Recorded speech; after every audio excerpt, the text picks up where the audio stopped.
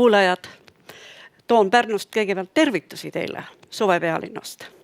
Tõepoolest, minu ettekande pealkiri on koostöö.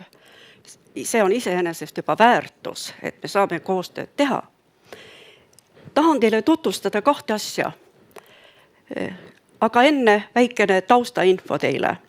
Kui te näete slaidil keskel Pärnu linna territooriumi suurust 33 ruutkilomeetrit, kuid pärast haldusreformi on Pärnu tükk maad suurem, kokku nüüd juba 858 ruutkilomeetrit. Me oleme väga õnnelikud, et meiega liitusid meie head varasemadki koostööpartnerid ja seal vappe vaadates Pärnu linnavapi kõrval on siis Audru, järgneb Tõstamaa ja Paikuse. Ja vahva on ka see, et Pärnu linnas on nüüd ka alevikud ja alevid ja isegi 49 küla ja sealhulgas ka Manija saar. Pärnu koolivõrk on huvitav mitmekesine. Siit te saate näha, et meie koolivõrku kuuluvad lasteaed, algkoolid, põhikool ja gümnaasiumidest on meil siis 3 munitsipaalgümnaasiumi ja meil on ka erakoolid esindatud ja meie territooriumil on ka 1 riigikool.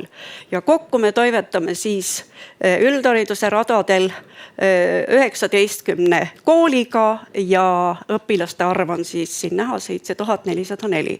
Kui siia juurde arvestada ka lasteaialapsed, siis on veidi üle 10 000 neid, kellega me tegutseme ja oleme võtnud vastutuse neid arendada ka siis tänasel teemal. Haridusmaastik aga on hoopiski kirju, meil on esindatud kõik haridustasemed ja me loeme neid oma koostööpartneriteks. Siin on näha nüüd Pärnu linna koostöövõrgustik. Me nimetame seda ise koostööprogrammiks Pärnu linn kui õpikeskus. Ja lühem nimi on tal PÕK, kui me Pärnus räägime PÕKist, siis me teame, millest me räägime. Ka tänane teema ongi meie koostööpartnerite toimetada, tegutseda ja meie eesmärk on ühendada, lõimida formaalne, mitteformaalne haridus ja informaalne haridus.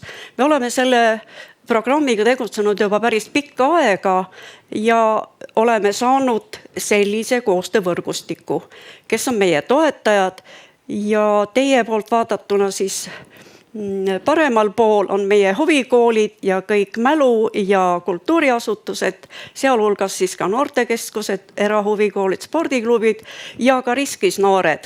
See on kaasamise teema. Selle aasta sügisel liitus meiega teater, ta oli kuulnud, et meil on selline programm, kes pakuvad õpilastele õppekava rikastamiseks omapoolseid võimalusi ja koostöövõrgustiku üks eesmärk on veel see, et me saame juurde väga palju õpipaiku Pärnu linnas. Kui huvikoolid on hommikupoolsel ajal tühjad, siis üldhariduskoolide õpilased saavad alustada oma kooliteed või õppimist juba hommikul meie huvikoolides või siis teistes asutustes. Aga täna tahan rääkida ka sellest, et tänase päeva teemat aitab meil arendada Pärnumaa arenduskeskus ja te näete seda slaidil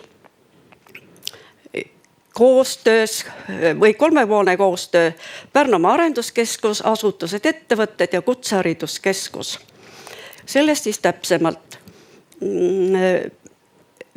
Lisaks sellele, et meil on päris palju ettevõtlikkuse arendamise üritusi, ettevõtlusõppe tegevusi ja muidki panevaid üritusi nii terve maakonnale, aga Pärnumaa tehnoloogiapäevad mängivad praegu sellist rolli, et oleme ettevõtetega saanud sinnamaani jõudnud, et koostööd edaspidi veelgi paremini teha ja süvendada ja mõtestada, nagu täna on sellest ka juttu olnud.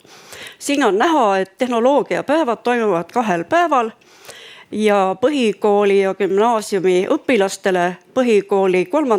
astme õpilastele ja gümnaasiumi õpilastele. Ja põhilisteks eestvedajateks ja korraldajaks on siis Pärnumaa Kutsehariduskeskus, kes aitab oma majas korraldada õpitubasid. Need kui õpilased nendele päevadele tulevad 2 päeval, on võimalik osaleda siis õpitubades, kus siis Kutsehariduskeskuse õpetajad need ka läbi viivad. Õpilased saavad praktiliselt tutvuda ühe või teise erialaga ja see on õpilastele väga meeldinud.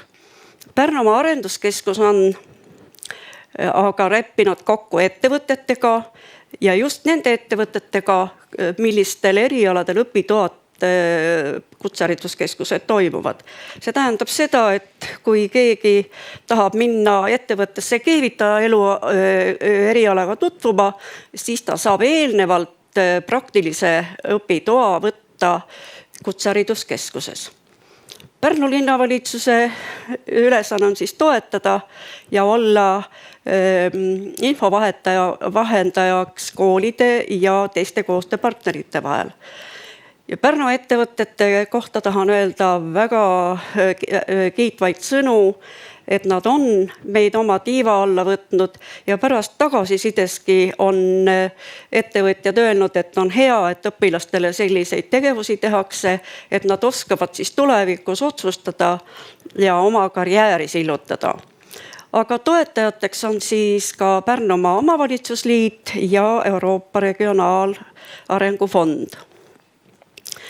Sellel slaidil on siis nüüd näha, kuidas meie tehnoloogiapäevad siis praktiliselt toimuvad. Esimesena on siin nimetatud ettevõte, kuhu siis õpilane saab minna.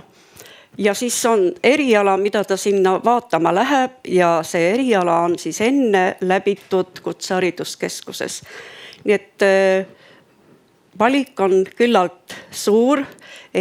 Sellel aastal me saime käia siis 16 ettevõttes ja toimus ka 16 õpituba.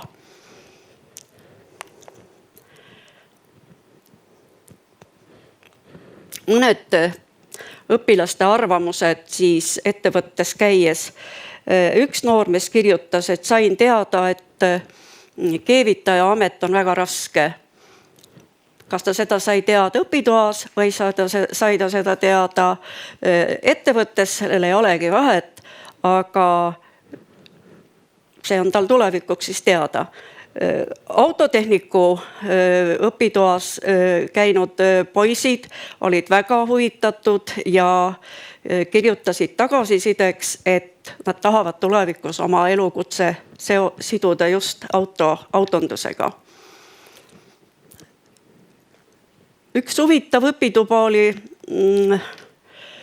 ka Pärnu linnavalitsuses sellel aastal. Me viisime õpilased ka vaatama, kuidas linnavalitsus, koolipidaja omavalitsus toimib ja millised elukutsed seal siis on. Tutvuti sekretäri elukutsega, mida siis saab õppida ka Kutsehariduskeskuses. Õnneks oli linnapea kohal ja õpilased astusid ka linnapea juurde tervitama. Ja pärast üks õpilane kirjutas, et mind huvitab linnapea amet. Ja põhjenduseks oli see, et siis ta on boss ja annab kõikidele ülesandeid. Et huvitavad olid veel õpilastele päris uus õpituba.